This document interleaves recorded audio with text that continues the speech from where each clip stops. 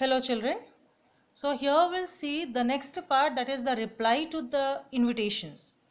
So reply to formal invitation and informal invitations are different. Now in easy words, to understand, reply to the formal invitation we write down just in the ordinary prose, that is without any sender's address, date, salutation and all. Nothing is required there for reply to formal invitation. And for the reply to informal invitation, we'll write down in the letter format. That's what you remember. Fine. And two types of reply is there. One is letter of acceptance, the other one is letter of refusal. Accepting the invitation, declining the invitation. Fine. Now the only thing to remember is, once again I'll repeat, that for formal replies or reply to the reply to the formal invitations, you need to write down just in a short paragraph in the prose form, in the formal language. Fine. So the formal layout, ordinary prose, the language will be formal, it will be written in the third person, no address or date is required, and everything will be put within a box. Here the reply also, because it's the shortest one. This formal reply is shorter than informal reply. Now the content becomes so easier if you understand what you're going to write down for the reply of formal invitation. So just to see the sender of the reply, one who is writing down the reply, okay, the name of that person. If I'm writing down, I'll write down my name here. Thanks host. Host means one who has invited. So the name of the host will be written here. So the name of the person who is writing down, thanks the name of the person who has invited for their kind invitation. So it's so simple to write it down. Just the thing is that you need to understand it once, that's all. And see, we are using the third person. No first person or second person is used. No I, we, you, nothing like that. Their kind invitation, which she is delighted to accept. Who is referred as she? She means the sender of reply is referred as she. So the name of the person is writing down, thanks the name of the host for the kind invitation which she is delighted to accept. This is the letter of acceptance for a formal invitation. Now if we see refusal. Now if we see the refusal. Refusal means declining of the invitation if the person doesn't want to go. So what will you write down? So sender of reply, thanks the host. So the name of the person who is writing down, the name of the person who has invited for the kind invitation. Up till here same, as if you see. The only change is here, but regrets her inability, or but regrets his inability, whatever it is, to accept the same due to. Here you have to mention the reason for refusal. Why you are not ready to come? Maybe due to a prior engagement, or due to the exam, or whatever. Due to, normally it's written as due to prior engagement. Fine. In short, once again a short recap if we go through, like we'll mention the name of the sender. Sender is expressing the gratitude, that is thanks Mr. so and so. So that is the expression of gratitude. Then again expression of gratitude to the host. Then if he accepts, fine, which he is or which she is delighted to accept, fine, it gets over there itself. But if it is for refusal, have to mention refuses. Okay, refuses to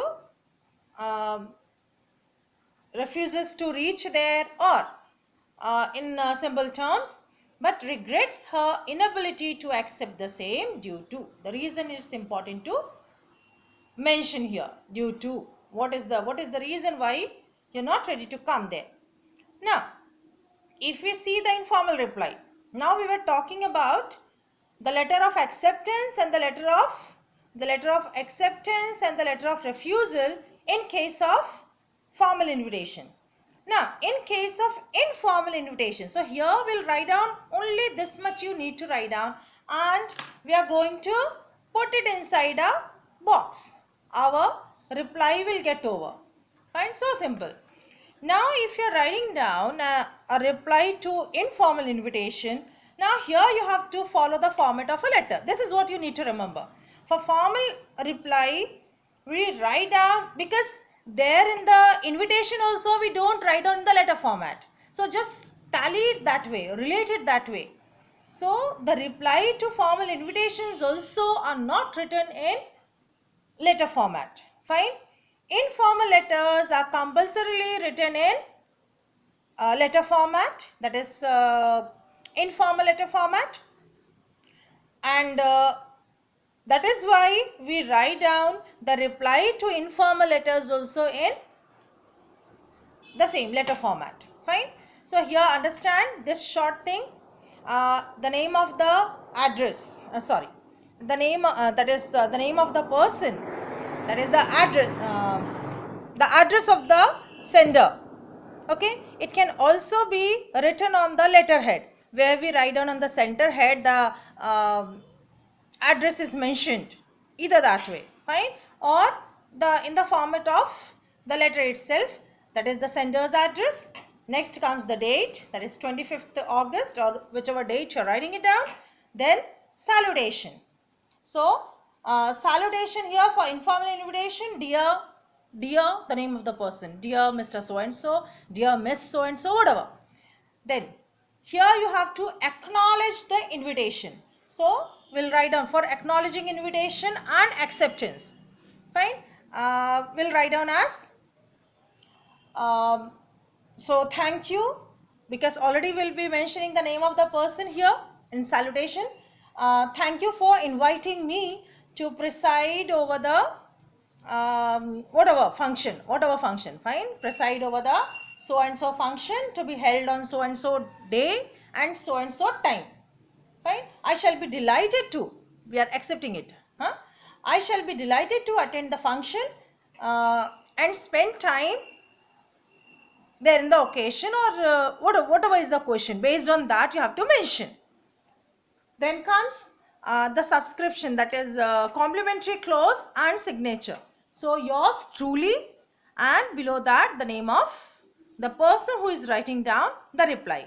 All these formalities are not included in formal reply, but for the informal ones we have to. This is the letter of acceptance. Now if we talk about the letter of refusal, same way we will write down, that is the sender's address or the address on the letterhead, that it will come there in the center part, that is center aligned. Then comes the date, same way, that is leaving one line, will come the date. Then the salutation, dear so and so.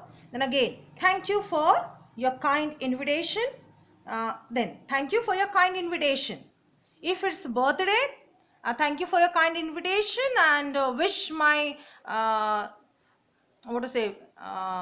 convey my wishes or convey my blessings to so and so. That way we'll write down. Thank you for your kind invitation.